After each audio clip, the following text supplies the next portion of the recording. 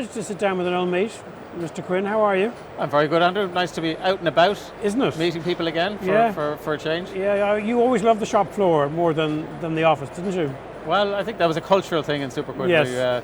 Obviously, you can't do business sitting on your armchair. Yes. I also think the phrase retail is a contact sport might have come from your dad. I can't remember, or maybe Cormac.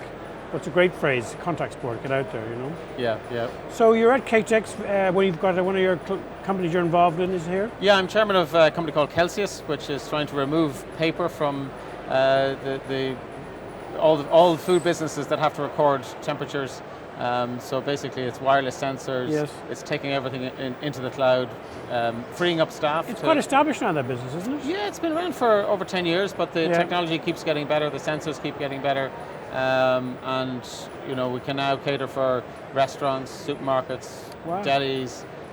We also do, in fact, this year we did vaccination centres. We recorded the temperature for vaccines. Wow. So it's not just food, but we can also go into healthcare as well and pharmacy. So you enjoy that? Yeah, it's a really interesting business because it has the ability to scale across many countries. We have partners in the US, and they so the product is licensed pretty much to the whole world now. Yeah. So if we drew a map, we're in most countries in the world, even though we're not directly there ourselves. And is that where you want to be in terms of your target when you set out many years ago with the brand? Yeah, I mean, it's I suppose when you're very new into something, it takes a while for people to get established. But I think what the guys are finding now is people aren't saying, digital temperature monitoring, what is it? They now know what it is. They know it's something they should be doing, and so we're not explaining what the concept is. We're kind of explaining why they should be choosing us. And obviously, digital transformation is core to almost every business now, or should be. You're obviously arriving at the right time with a good product. Yeah, and I think also, particularly if you think of staff behind a counter, you really want them dealing with customers. Yes. You don't really want them dealing with paperwork and files and recording down temperatures and all that. Yeah. And also, I think, just from a corporate governance point of view, if you have a chain of say convenience stores, you have no idea how it's performing until you actually go and visit the site. So now, at the touch of a button, you can just have a traffic light system and tell you, oh, you have a problem in store 20, or somebody hasn't done the checks, or that sort of stuff. Very good. So it releases time back to dealing with customers. Really, that's So you've always had your eyes and ears open and looking around. What sort of trends or anything interesting you're seeing for the future? Well, I suppose I'm always interested in retail technology, and that was probably back from the Superquid days. What's happening? What's the next thing? What's going? I'm also involved in Buy Me, which is an on-demand retail grocery site. So it's really working with retailers to use their stores and do it more efficiently, because we can deliver goods much more efficiently than they can. So rather than them having to hire lots of trucks and do all that stuff, which we know that they lose money on, because I know we lost money doing it. Yes. So Buy Me, it's very much akin to Instacart in the US. Yeah. So it's using technology. So when the order comes in, where does the shopper go next? And it's using artificial intelligence to bundle these orders and do it in the most efficient way. And the Buy Me customer, are you seeing might shop once or twice a month, and then maybe Buy Me in between that, or is it, what type of profile is it? It's like all retailers. So there's obviously some very heavy users, there's some monthly users, and there's some a couple of times a year users.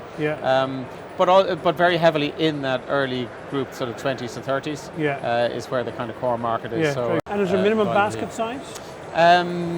Yes, there is a minimum basket. Well, there isn't a minimum basket size, but the orders are based on the delivery charge. So if you're only ordering €2 worth of goods, you're going to be paying a lot of money for it. So, but typically we're seeing basket sizes of sort of €70 and above. Yeah. And so that would say to me that the customer knows the store, but just can't get to it today. Yeah. And it's a convenient place. Yeah, I mean, there's a lot of activity, certainly in the financial area, around hyper convenience, as they're calling it. Companies like Gorillas and that have come in and raised hundreds of millions of euro. But we're focusing on the larger basket, the weekly shop. And do you see going beyond supermarkets?